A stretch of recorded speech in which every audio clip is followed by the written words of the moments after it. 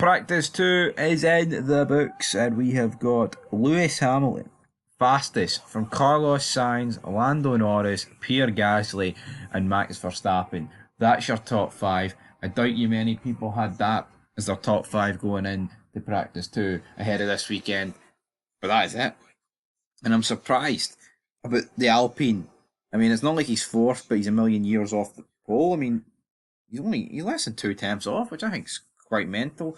As for Red Bull, Perez down in 13th, Verstappen in 5th.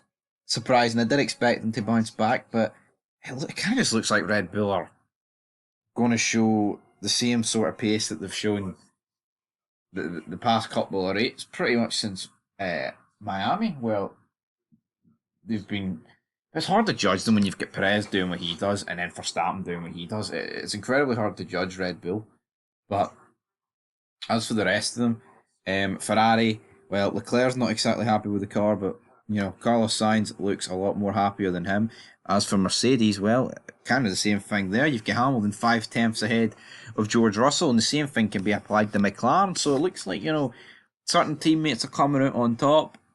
Up and down the grid, apart from really at Haas, where you've got them both kind of line astern, Ocon in 9th. So I mean, a much better weekend here from Alpine. Don't know where it really came from. Alpine are kind of where you would expect Aston Martin to be.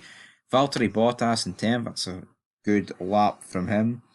But then you've got Perez in 13th, Alonso in 14th. So yeah, Alonso in 14th with Stroll in 18th. And the fact you've got a 4 tenth gap between them kind of tells me that's probably where the pace of the Aston Martin is, which is bitterly disappointing for them. As for RB, they look nowhere, but a team that literally looks nowhere is Williams. They look by far the slowest car on the track, and Barcelona does bring out.